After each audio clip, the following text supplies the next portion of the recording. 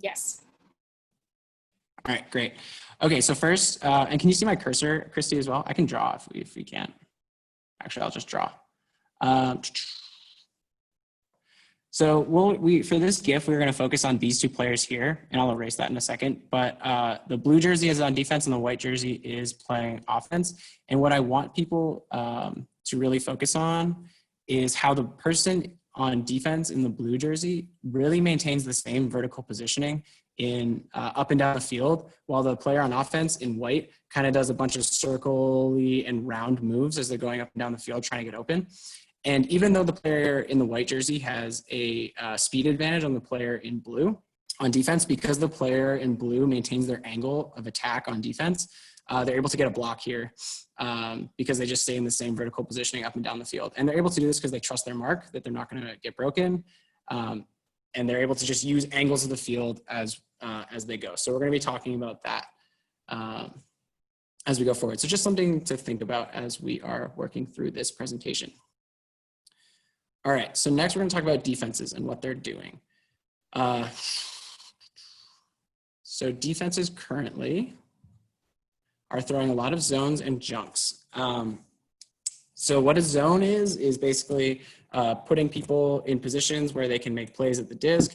And the zones are a little more structured, I would say, than junks. Junks typically try to be like on the fly. But as we progress in the game, as offenses become more and more efficient, defenses are going to come up with ways to slow them down, trick them, and increase the number of blocks that they try to earn on the offense. So the way they're doing that is with zones and junks, as I mentioned, which vary from team to team. So I'm not going to dive into specific zones and junks here, just because we could probably spend 3 hours talking about zones and junks, and other people have already done that on these Zoom calls. What I do want to show really quickly, I am going to share my screen again, is some zone and junks are actually putting players in positions to just go out and make blocks. So let me get rid of this. So if you can, I'll just draw it actually. The disc is here. And for this, we're going to be focusing on this player here. We're going to watch this clip for about 30 seconds, and we're just going to watch what this player does. He's going to be diving all over the place, and he's really just going to be trying to force a bunch of blocks, and eventually he will get one. It is called a foul, but he will actually earn a block for his team, and this is definitely something they've built into their system around this one player. So let's see. So he's kind of just going willy-nilly. He's being pretty aggressive on the mark. He's diving around. He's switching up the person he's marking on each time. And they are definitely throwing a junky, zony look. So he's definitely supposed to be moving around and covering different players. But you can see he's just trying different things. He's, jabbing his arms into the force lane to try and get a block. He's really kind of just breaking system. And there he is laying out on the mark again, which some people might call unconventional. But yeah, so, and here it is, he gets a block. So that's definitely something that I think is interesting that we can focus on as a group, as people who are trying to get better at Ultimate. If you're building a zone or a junk around a team, you can kind of build it around certain players who are able to get blocks in certain ways. So this is a more offensive-minded presentation. So how do we, as an offense, beat junks and zones? We kind of have two options. The more conventional option is we take our time, we work it around, and we look for easy options. Might take longer. I'm here to stress that if you want to be an influential player on your team, you can be proactive and you can attack the weak points of any zone or any junk. All zones and junks have weaknesses. We all know this. We've all taught and played in zones and junks, or maybe we all haven't taught them, but we've all played against zones and junks. We all know they have weak points. And when you're teaching your team a zone or a junk, you kind of have to highlight what the weak point is so they're able to adjust around it. So I'm just going to touch on a few throws that I think are pretty useful to beating zones and junks. And if you can get good at these throws, I think you'll be really influential for your team. So I am going to share my screen again. I'll probably just stay sharing. All right. Just draw really quick. So the disc is here, and you can see there's kind of a 4-person cup in this area, and the disc is eventually through a blade just going to end up in this area right here. And this is a pretty soft throw. He just gets it over the defense, and then, you know, they're kind of past the wall. So he's just going to pop a little blade over there into a soft spot in the zone where there aren't really any defenders.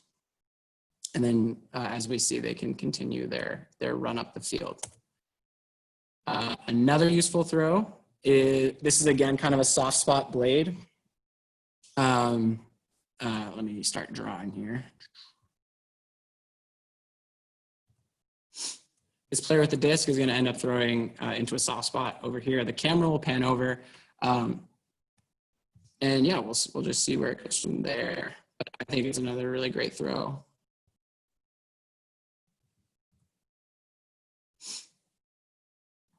So just finds a soft spot in the zone, and then they're able to score, and obviously the point's over after you score. So those are kind of the blades. Oh, here's another blade actually. This one's good.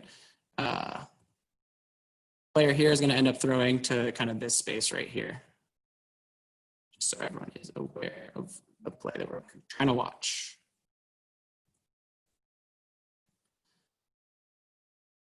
So has the opening, throws over to the target there, and then easy goal.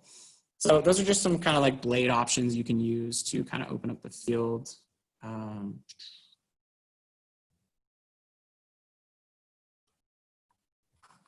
All right, so another option we have is the scuba, and this is becoming a more and more popular throw.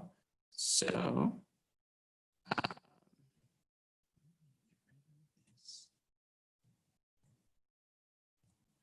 the disc is here with this player, and I'll just draw some really quick dots. You can see like all 7 of the defense are right here, and you can see how open this one player is. A lot of the times this would be a really hard throw if we wanted to throw like a backhand blade kind of, then the defense would have time to like kind of catch up to it. So one of the only throws that's actually available to this player right now, and maybe I shouldn't erase all of these, but is this scuba right here. And the defense basically has kind of no chance of getting there because it gets there so quickly. Here's one from good old Pittsburgh Temper. This was from our 2018.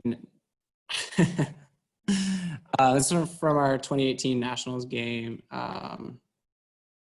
And ask the group if they're having trouble with the videos as well. Yeah. Everyone seen the videos okay? Haven't seen any comments or anything.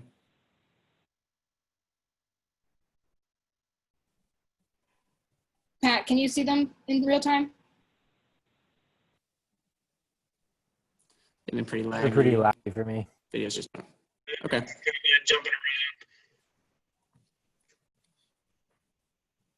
Okay, that's fair. We can kind of wing it. It's gonna be hard for me to just, you know, go outside and show you how to throw a scuba, but yeah. So what I can do is I have all of the links in a PowerPoint presentation. I can share in. I think I can just share the link, and everyone will be able to see it, right?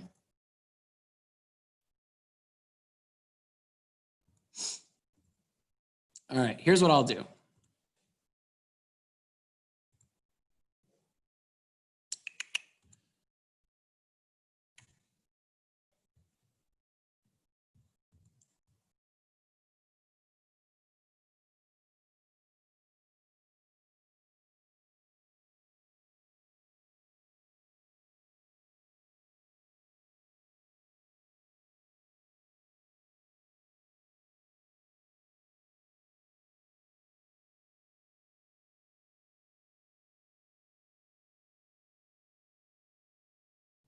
All right, I'm gonna share the link to my presentation in the chat. If you wanna open it, that's up to you.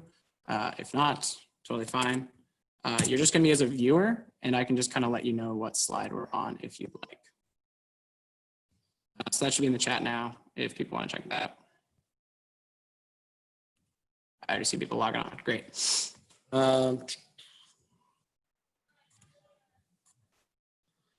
So we are currently on slide 7, and we're on, so it should say useful throws, and we are on the Temper Zone Breaker Blade clip. If you want to open that, and you can start to watch it as your leisure. These are all timestamped links, so you should be able to go in and just, it should load up right to where I want it to load.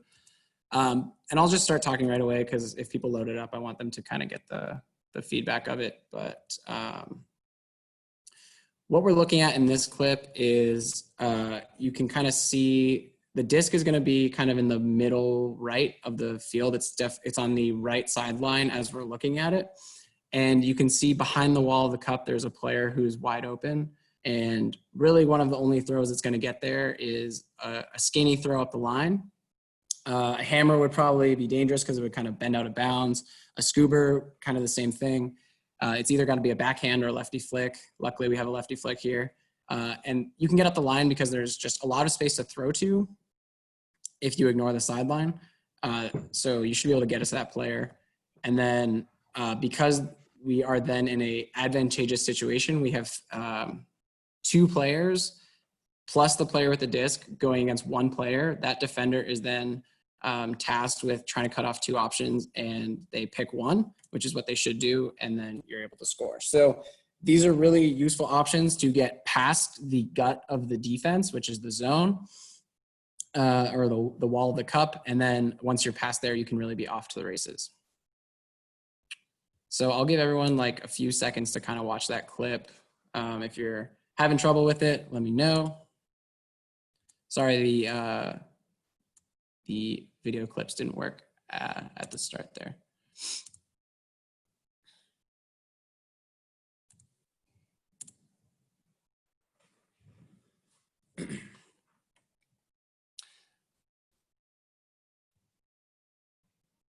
All right, so as you're watching, I'm just going to start talking about the next thing we're going to be talking about, and that is the polar op cut, or the polar opposite. And this is important just kind of as a tangent right now, because we are going to be touching on how that's a really good cut to get away from the defense and to get open. So if you want to go to slide 8, which says polar op, and you can watch either example, they're pretty similar. The second one might be a little higher quality if that's something that matters to you. But what you can see in the second one, and what a polar op is someone cuts in to the break, someone cuts in towards the disc. On the break side, this is important, they get faked off by the thrower, and then they turn their cut deep, and they cut basically on top of the disc all the way deep, and then that gives the thrower a ton of space to throw to, and it's a really hard cut to defend because you have to respect that break side cut. And then as you're respecting that break side cut, they're able to turn it deep. And if you have no one helping over the top, it can be an easy goal. So if you want to watch both clips, if you want, I think the second one is a little higher quality. So you can go ahead and watch those. And if you have any questions about what I'm talking about, you can ask them in the chat.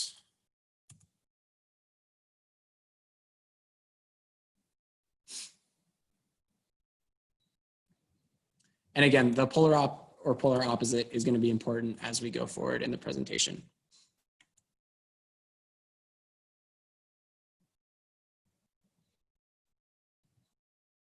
So I'll give everyone about a minute more to kind of digest those. And if you have any questions, just shoot them out.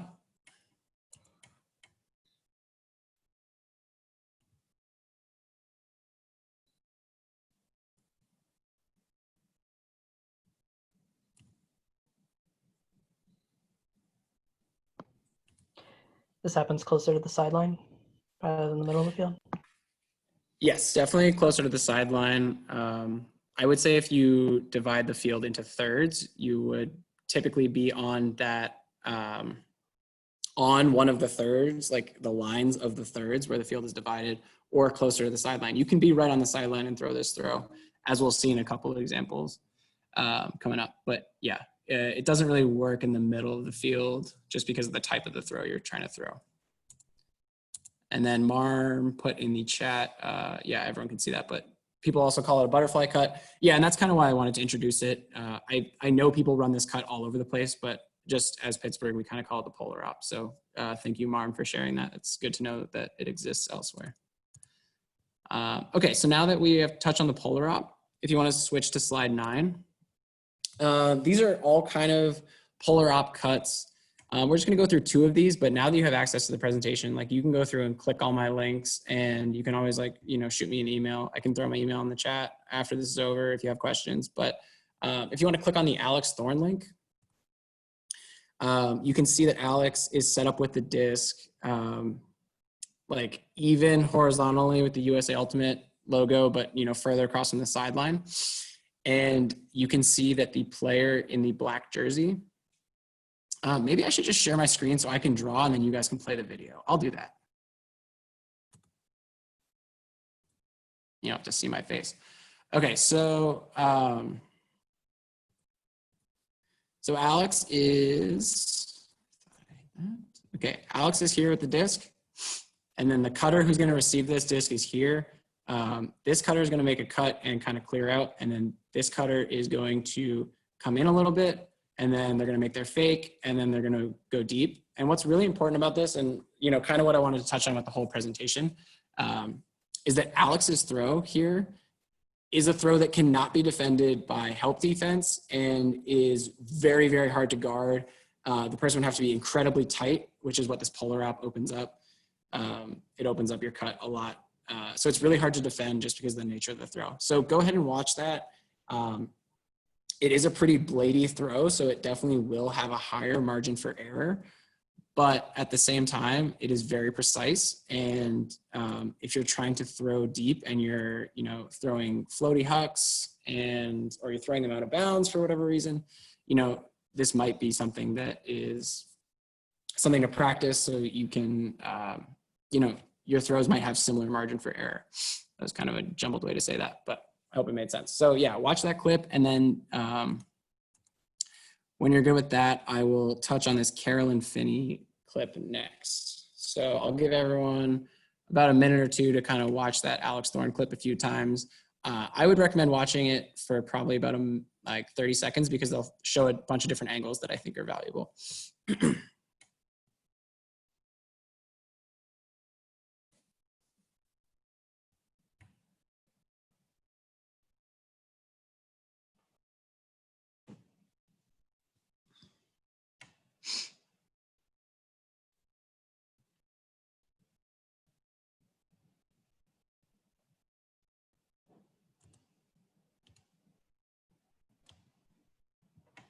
Thomas. What's up? I've got 2 cents to add to this clip of Alex.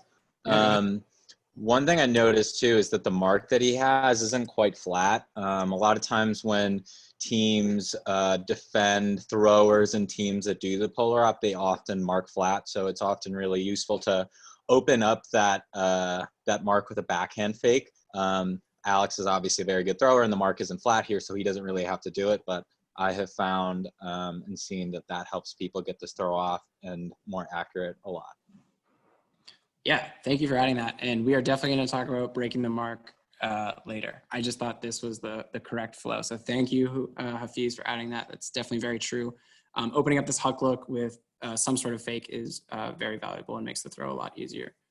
So let's move on to the Carolyn Finney clip from slide 9. So I am still sharing, so I'll draw here. The disc is here, and the cutter who's going to receive it, I'll just erase that. The cutter who's going to receive it is this cutter here. And the throw is going to be put out to a space that the defense really has no business getting to, and frankly, they won't get to and they won't come close. What I'm trying to say is that the thrower does a really good job of putting the throw to a space that cannot be reached by the defense. And what I really want to stress right here as you're looking at this clip before it starts playing is look how even these 2 players are. And then kind of at the end, look at, the distance afterwards. And it's not because the player on defense slows down because it is. The player slows down on defense because they're beat pretty much and they know they can't get to that disc. but it's not like this player gave up too early. They gave up once that throw went up and realized that they had absolutely no business reaching that throw. So,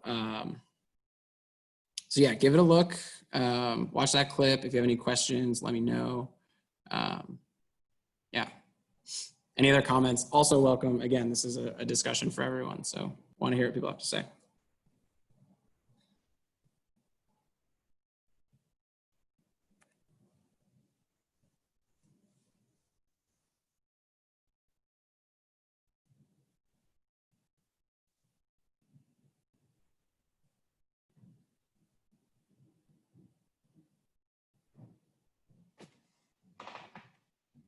All right, about a minute left for that clip, and then we will start moving on.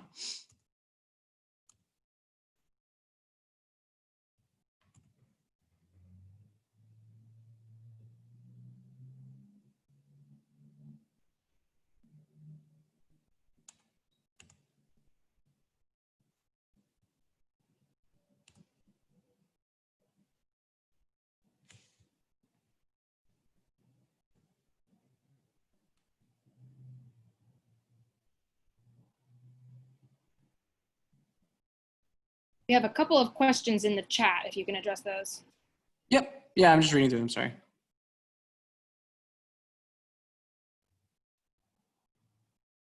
All right, so the first question from Ari is this a wind-based throw? It looks like she's going into a wind. It might be hard downwind. Going into a wind is definitely going to help this throw, but I would say that it is possible with edge and touch and practice to learn how to throw this throw in any situation and have it kind of float and sit out there so that the receiver can just run onto it once it's like past the defense. I think the part that I really want to highlight is the throw gets past and away from the defense so that they can't make a play on it. Next question was Carolyn's throw seems to be highly situational to this play rather than the polar op cuts that look like they could be pull plays. Yeah, absolutely. I think that's a really good point. I do want to say that just because this throw is, or this happened to be for a goal at the end zone, and yes, it is off a Hux, so we do have a 2-on-2 situation. This can happen at any point in the field, and it is important to note that Ultimate is always trying to shrink the field in terms of the players who are playing. So like you are always trying to get in 3-on-3 and like maybe even 2-on-2 situations because it's just easier to score and easier for offense that way. So if you can shrink the field in that sense, then this throw will become more and more useful to you. But you are correct that it is, more situational than like a polar op cut that you would run more routinely. And then when executing this cut, are you reacting to the defender to decide whether to go deep or clear? Jimmy Mickle's cuts set up didn't seem that threatening there. Greg, are you asking, I guess, okay. Yeah, so you are reacting to the defender a little bit. You should always be making the cut as convincing as possible. So if you're, yeah. So you should always be cutting in to the break side as hard as possible. That should be a viable cut. You should be ready to get hit if the thrower decides they want to throw that. But once you get pumped, your only option is to go out and deep. So that's kind of like where you have to be ready to go. So I would say you are reacting to the thrower and not the defender, because the thrower is going to be trying to communicate with you. All right, so if that's it for the Carolyn Finney clip, we are going to move on to throwing away from the defense, which is slide 10. And the first clip, the first clip I want to show is the cutter and defender at the same depth. And so I'll pull that up on my screen and I'll draw before everyone starts playing. Yeah, no problem. All right. Just trying to get the drawing tools up. There we go. Okay, so the disc is here in this clip, and the eventual receiver is this fellow right here, and this is the player who's defending him. I want you to notice as the clip develops that they are pretty much the same depth in terms of like vertical sense of the field. So like you know, they're all on this line. You could even argue that the defender wearing white is deeper, as he's at the, looks like 45-yard line, and the cutter on offense is at the 44-yard line. Now it's 1 yard. What I do want you to notice is there's probably, I don't know, we could call it 6 or 7 yards of lateral space between them.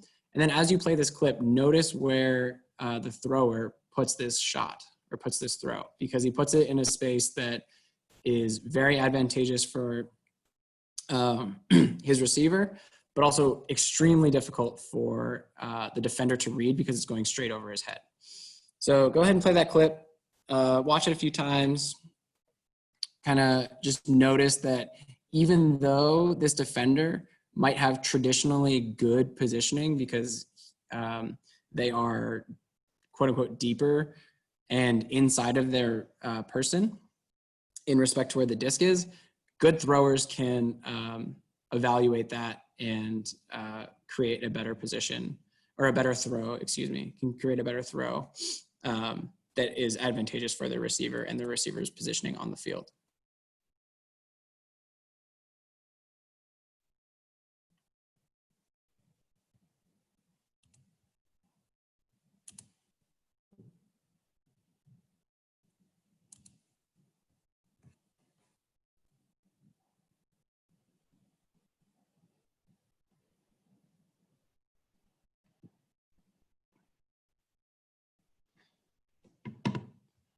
All right, so give about like 30 more seconds on that one. And then the next clip we're gonna view, if you're ready to pull it up, is the schwa clip, which is the 4th bullet point on slide 10. So I'll get that ready.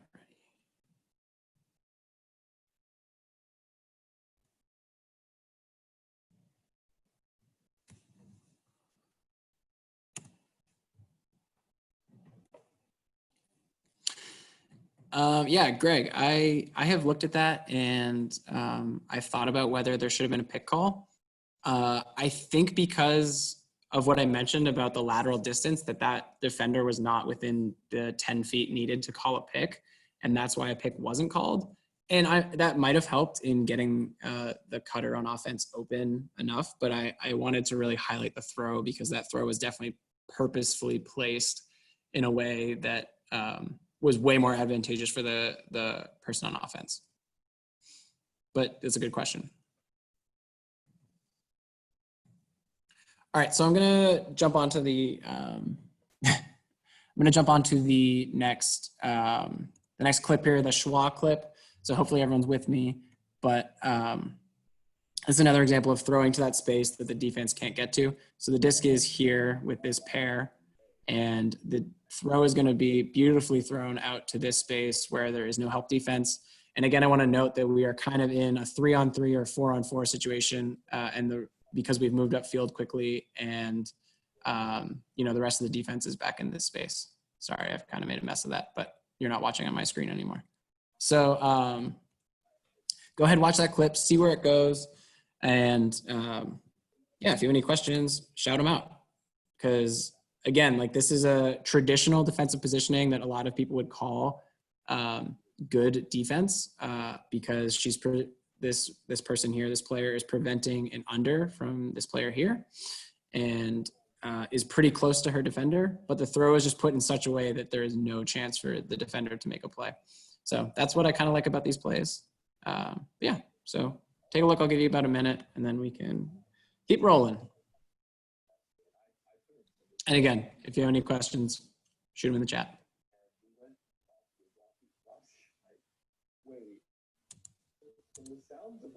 Thomas, I have a question for you. Yep. Yeah. Sorry, I just saw that. Go ahead. So you talked about how that defender is like typically in a position where you'd call it good defense, and obviously, like, they're in a position where if the throw is to the force side, or the offensive player comes under, they're probably ready for it. If knowing that end result of this, obviously we know that the throw is going to fade to the break side. how would you adjust as a defender if you knew that this throw was going to possibly go for that fader? Because if you make your D gap any narrower, you are susceptible to getting beat under. Would you change anything about how this person plays defense here? I've been trying to think about this a lot because I don't just want to present things as like definitive facts and like this is like the best way to throw or whatever. But I honestly think that this player is playing like very good defense. I would say the one thing that hurts them is that they don't have help over the top. That's like the one thing that can stop like a throw like this. But because it's the short field and they've moved into this like 4-on-4 or 3-on-3 situation, there is going to be much less help defense, especially over the top. So throws like this are more viable. If we were at the other end of the field and they were still going this direction, so they had 70 yards to go, a throw like this is way less viable just because there would be like a lot more help defense. So I honestly would not change what this player has done on defense. I think their D gap is very good. I think they have the right positioning for a multitude of throws. And I think if a throw goes to the force side, they have a very good shot at making a play on this. But I think, yeah, I don't think I would change anything. But if anyone wants to chime in with things they would change, again, I'm happy to have that discussion. That's a great question, though.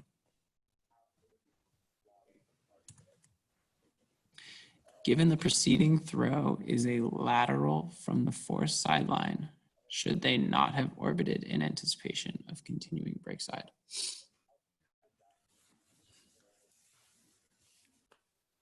The throw right before this one, let me just check it out.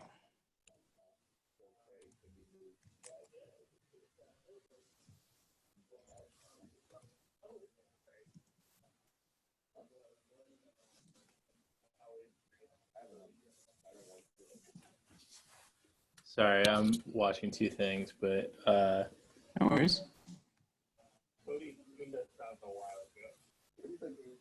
I'm going to address Brady's question. I still think from watching that player's defense from the beginning, I think they did an excellent job. It's just that this throw was very phenomenal into the one space that they couldn't defend. Like as a defender and as a mark in any sense, like you physically cannot take away all of the field. So I think this player did everything they could to take away the things that they could and probably the things that their system told them to take away. But I don't think they over-orbited any situation. And I think even as I went back and watched the preceding throw, they were in fact like very even with this player, even more even with the player on offense. So yeah. Okay, so let's move on. Okay, sorry. I guess I feel over-orbit sometimes and felt that this situation where I would have. Yeah, and I mean, it is player dependent. If this is a situation where you think that if you had over-orbited, you would have had a better chance of defending more options, more power to you. I think that's definitely something you should have done. You know, I'm not trying to say that like my word is law. That's definitely not what this is, but I'm just, you know, kind of voicing my opinions here. I just honestly really think that this player played good defense, did pretty much most what they could. And then they were just beat by like a fantastic throw. Okay, so in the interest of time, let's go. So we're gonna start talking about how to break the mark, and that's probably what's gonna take up the rest of our time here, just because we have about 18 minutes. So we kind of touched on this earlier when there was a question asked about breaking the mark. And yeah, Willig, thank you for chiming in. I think that's going to be helpful. So we're going to be talking about breaking the mark. And I think the most efficient way to break the mark currently, this could change obviously, is the shimmy. And what I mean by the shimmy, and there'll be clips, but when you have the disc, instead of taking a full pivot to the break side to try to move your mark, you kind of just throw in a little shoulder fake, which is supposed to move your mark. And then, you know, if they jump to one side, you'll open up a bunch of different areas. So if you just want to, on slide 11, if you just want to click the first YouTube link, what is the shimmy? And just watch that one. And I will pull it up. Yeah, and it's actually the next clip here. So I'll just draw on my screen because I'm still sharing. So this is the player with the disc. and they're going to throw in a little shimmy move that is going to move the mark right here from pretty much like a straight up no huck mark to a DK or dump kill mark, as we call it, pretty much right away. So, and then that allows this player to throw a huck, which, you know, does have some help defense on it, but that's not the point. We're talking about the shimmy on the mark. So watch that, just watch really quickly, just watch what the shimmy is, just so you're familiar, so that while we're going forward, we're familiar with what the shimmy is. And as you're watching that, I'm going to kind of talk about what current trends in marking are. So two things I've noticed is the distance of marking. It pretty much varies by team, but I've noticed that there's kind of no like, well, there are sometimes, but like for the most part, there are no like middle range marks. The marks are either like pretty close, trying to like pressure the throw with, you know, like tight body pressure and stuff like that. Or they're like pretty far away, trying to cut off angles. And that's kind of two things that we can use to our advantage. If the mark is really close, we can either just step around them or through them because they're either going to foul us or whatnot. Or if the mark is too far away, the more that we move the mark, the more angle is going to open up downfield. That I'm pretty sure that's how angles work. I didn't study math or anything, but so if a mark is too far away, if we throw a shimmy and they bite like a foot, you'll be able to open up like much more room downfield. We also know that marking progressions are taught through the triangle mark. And what the triangle mark is, and I believe, is that on this slide? It is on that slide. So if you want to also take a look at the triangle mark, hyperlink there, I can pull that up for you. And I'm sharing my screen here, so I'll draw on it. What the triangle mark is, you can see that this player in red is about to mark this player in blue. So as you're watching that clip, I'm going to draw a triangle on my screen, and I want you to kind of see if you can follow that. So as they get, I will play it so they're closer together. You don't have to watch on my screen. So as this play is progressing, this person on the mark, as the pivot goes from the flick to the backhand side, they're going to pivot this way, but they're not going to wrap around. They're going to kind of, you know, what I drew earlier, they're just going to kind of pivot in this line here. And the next thing they're going to do is they're going to, like after the player pivots from backhand to flick again, they're going to jump backwards to cut off any downfield threats with the flick. And then slowly they're going to close in. And that's kind of like the gold standard of marking right now and what's being taught. So if we know that as a thrower, we can abuse that. And sure, not every player that you come up against is going to be taught the triangle mark. But if you know that most marks are going to react in that way when you go to from flick to backhand, you can abuse that in a sense where you can throw a quick little shimmy in, and then that will allow you to throw either an inside flick, or if they jump too soon and try to jump back to correct themselves, you can throw it around backhand. It gives you a myriad of options to go at there. So just watch that clip. It's literally like 3 seconds. You can just see number 2 on the mark here, just going through this triangle. So just kind of watch that.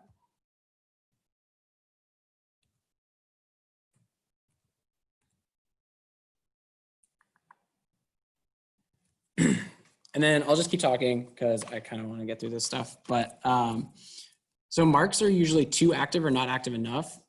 I really think that marks haven't been coached well enough to the point where a lot of people are good at marking. And I would say that marks are rarely good at following that actual triangle progression. I'm just kind of trying to address all situations. And we kind of already addressed what happens if marks do follow the triangle progression.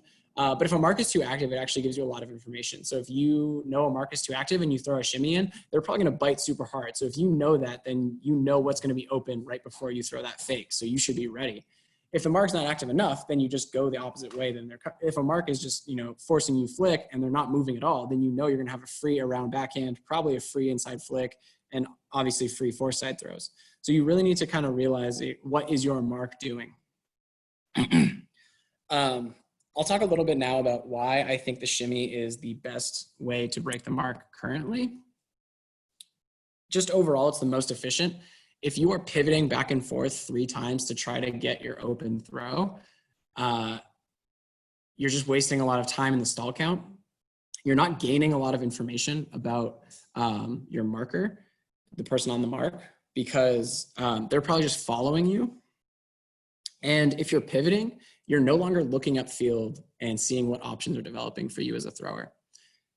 And as a mark, we're taught that we want to make the thrower pivot. So if as a thrower, we're not pivoting, we're not buying into that game that they're trying to make us fall into, I guess. So, and by most efficient, I just want to clarify that I mean that you're not wasting any energy or stall count, and you can kind of just, you know, if you throw in that shimmy instead of a pivot and they bite, it's kind of like what I said earlier, you know what you'll have available to you. And if a failed shimmy, or sorry, there's like if a shimmy doesn't work, your mark doesn't bite on it, you know they're not a very reactive mark, and then you can kind of just step out and throw your throws. Last thing on this slide is the triple threat article from Ultiworld that came out a few years ago. I'm not going to go through that now, but I would recommend it as a reading because it kind of tells you about the stances that you can stand in with both forces so that you have 3 throws available to you at all times without pivoting. And I think that kind of carries into the shimmy aspect here. And then I just have more examples of shimmying here. And you can go through these at your leisure. I don't need to show you a bunch of examples, but I really think it is important to kind of just watch some examples and just kind of see what other people are doing to break the mark. And I think that's really important. I'm just trying to be respectful of time here. The other thing that I will show you clips of, so from slide 13, if you want to open up the first link, is what I'm calling the swivel. And this is a move that I've kind of seen a few people do, but not many. So I think it could be a really good thing for a lot of people to start implementing, is if you have the disc and instead of just throwing a shimmy with just your shoulders, because a lot of people are maybe catching on to the shimmy, if you move the disc to the opposite side that you're trying to throw to and then take your momentum back the other way, that can be really effective at breaking the mark. So if you open up those 2 links, I'll just give everyone about a minute or 2 to watch those. Really watch what the thrower does with the disc and how they move it to the other side of their body. The mark is going to bite on that, even just a little bit, and then they'll come back around and they'll throw an easy throw around the mark.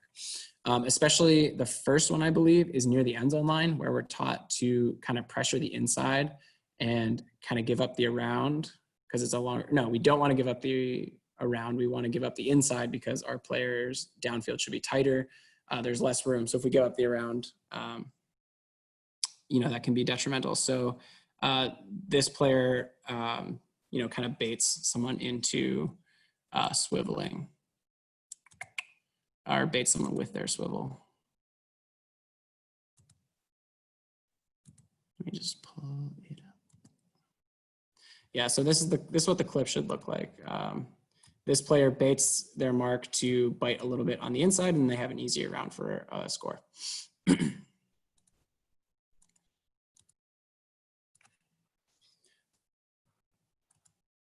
So I'll monitor the chat if there are any questions, and then we'll kind of, all right, there's one.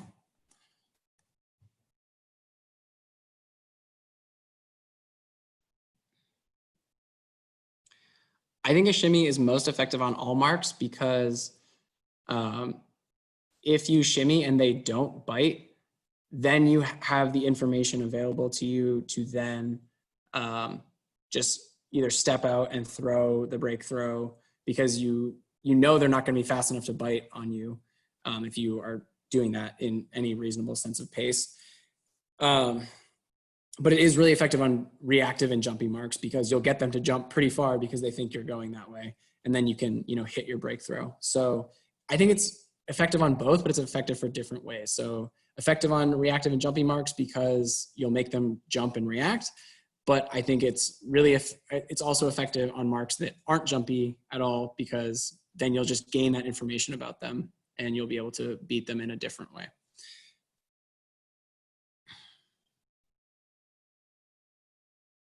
And then Hafiz just put in the chat, he finds the swivel particularly effective when the mark is very close because you can step through them. And I agree, Dylan Best is very good at that.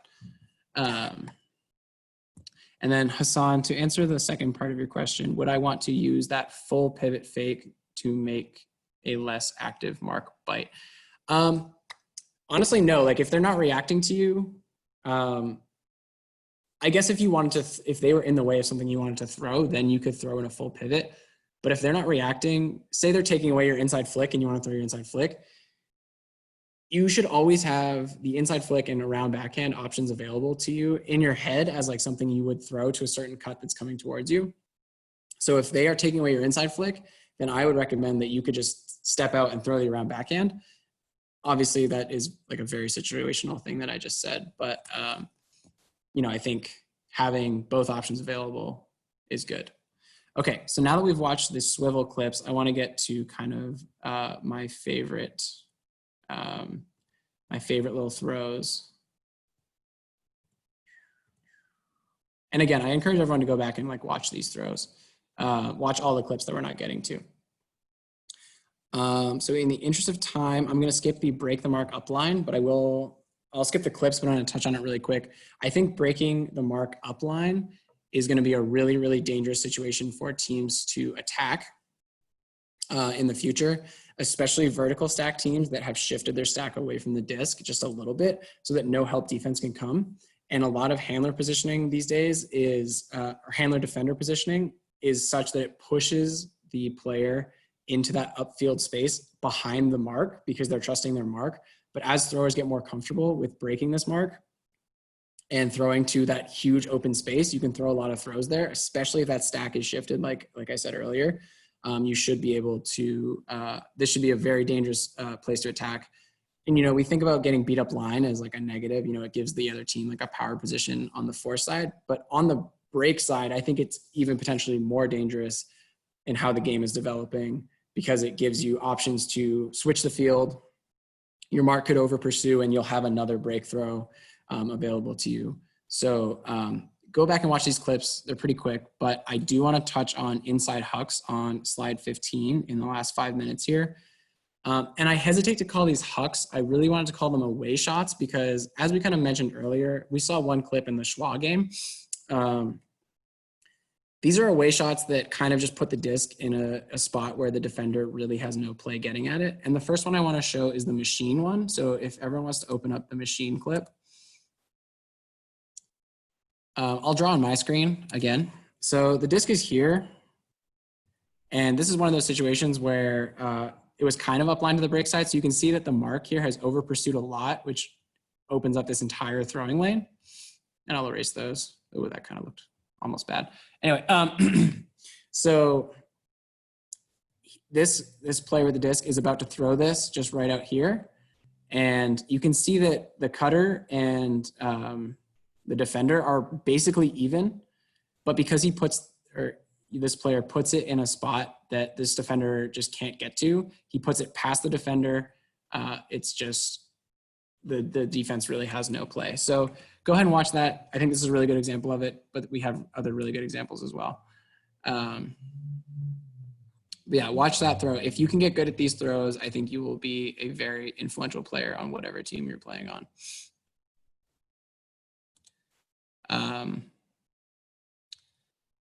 The other example, I'll just say this now, you don't have to jump to it, but the Sixers bullet point and the Valeria Cardenas Columbia bullet point are the ones that I'd like to touch on if possible.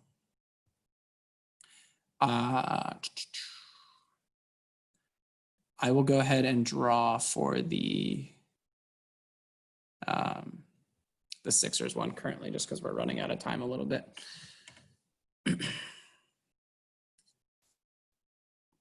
So this, I don't think it's this player. Let me hit play and see what happens.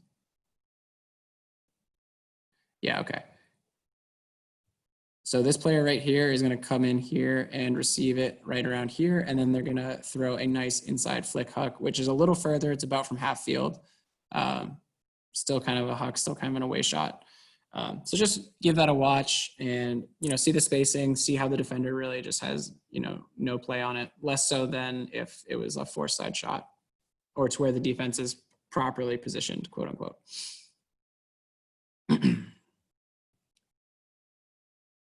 And then once you're done watching that, we will just watch the Valeria Cardenas one, because I think it's a really good example of I'll play it just to get to a certain point. It's a really good example of how help defense, even if it's there, just can't really do much about this if the throw is in the right spot, which I know is saying a lot, like, oh, the throw has to be in the right spot, obviously, but I'll pause it here. And if you want to look at my screen while we're doing this, this help defender is already on her way to help out with this throw, but because of how much space and how the shape of this disc is so, it's honestly just perfect. It's just dropped in a way that this help defender cannot help. And the original defender also, you know, can't really make a play on this disc. So watch those 3 clips. Hopefully you see what I'm saying, or yeah, you see what I'm saying. And then if you have questions, shout them out, and then we'll pretty much be done at that point, because I want to be respectful of people's times, and I know people work and stuff like that.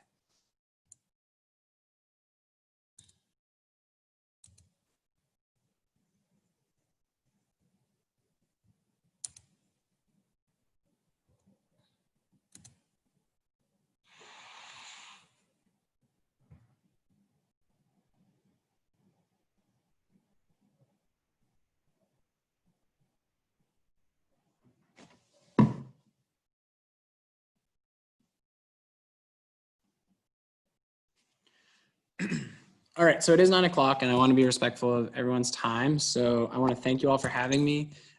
Again, if you could please think about contributing to Pittsburgh Ultimate for watching this presentation. They do so much for the community, and this is kind of like their only, you know, stream of revenue right now with, you know, leagues being canceled. Any little bit helps. So I just want to say thank you for everyone for attending. I had a lot of fun. I hope you guys learned something, and looks like we have some stuff in the chat. Okay, cool. If anyone has any questions, I'm going to throw my email in the chat. Please feel free to email me.